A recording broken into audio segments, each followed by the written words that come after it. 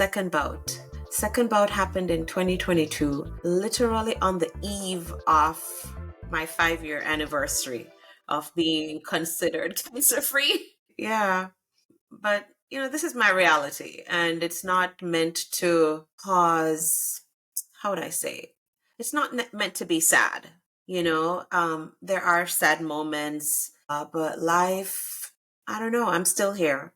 So on the eve of my 5-year anniversary, I noticed that I had some bleeding, almost like a period, and I hadn't had a period since I've had, chemo 5 years before. And so went to the physician, went to my OB, and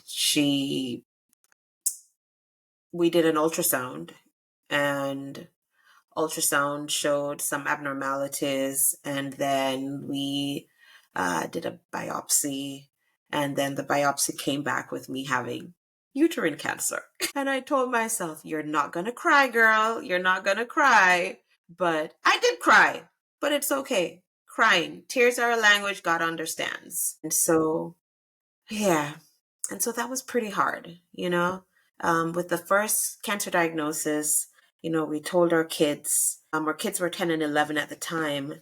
And so now they are, 15, 16. And so we were like, oh my gosh.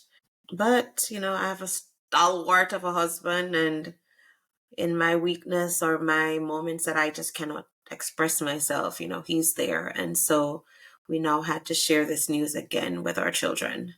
So we did.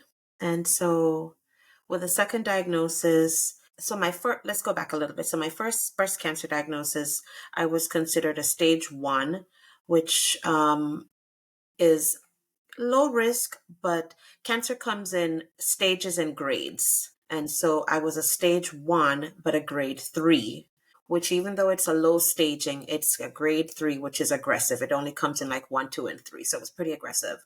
So this uterine cancer now was a stage 3. And so it too is also a very aggressive cancer. And so when we met with the gynae oncologist, she explained that to us. So I just do things big. And so, yes, the second diagnosis required another surgery, and chemo was again recommended. And so we went down that path again in 2022.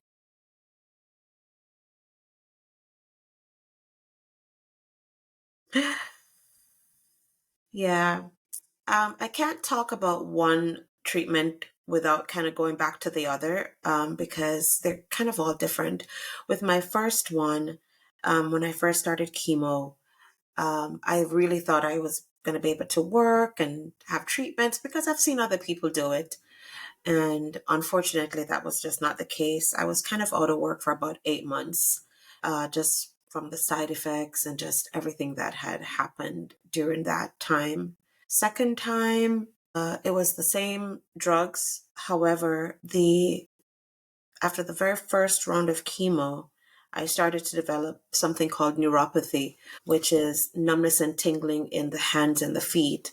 And I couldn't believe that it was happening after just the first round, because I'd had it with my first chemo 5 years before, but it started happening maybe by the third or fourth round of treatment. And so I did not expect it the first time after the first round. So she put me on meds to help with that. And then she also changed one of my drugs, chemo drugs. And so, we just went on. Side effects, everybody has different side effects. And I'll hasten to say this, back in the days when people went on chemo, like you thought that it was always the vomiting over the toilet, the diarrhea. Some people may still have that, but I can tell you that they have made such vast improvements with chemo drugs, also anti-nausea medications, and just a combination of medications to help patients have a more meaningful life while they're going through treatments. That has come a long way. And so I never had any of those side effects. My biggest side effects were eating my taste buds. Chemo does that. It messes with certain types of cells in your body, the mouth being one of them. Eating was just very difficult. The taste of things were awful. Some things tasted like dirt. If I ate something today, tomorrow it couldn't work. And, for somebody who hasn't gone through it, it may sound easy. Well, it's just water, just drink it. Try drinking something where sometimes you feel like glass is going down your throat, or just the thought of some food just makes you nauseated. And so that was one of my biggest things. I lost a lot of weight. Um, but I tell you, I say God is so good because, this was after COVID.